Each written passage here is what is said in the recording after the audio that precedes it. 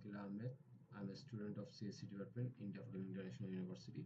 Today I will talk about NAT, which is called Network Address Translation.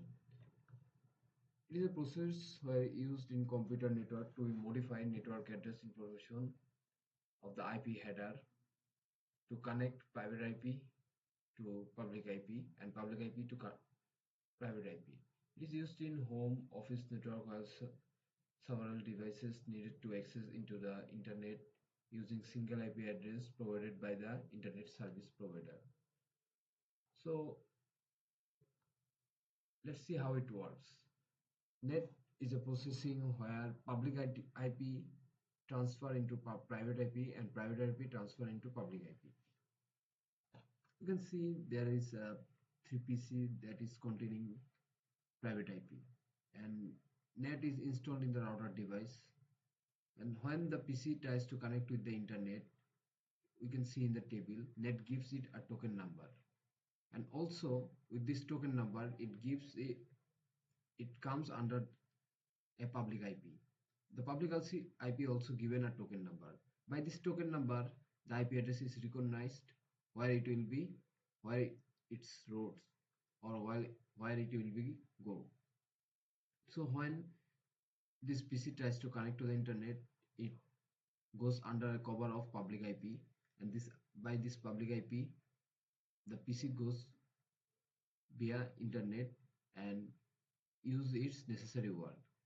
When this someone sends something to my PC or someone's PC, this public IP then transfer it to private IP and sends to a particular PC.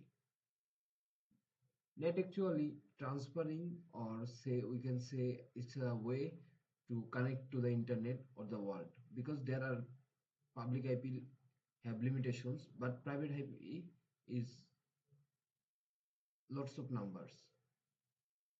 So next, there are some type of NAT, static NAT, dynamic NAT, port address transaction. Static NAT is one-to-one mapping between private IP and public IP, and which is create a permanent transaction entry in the NAT table.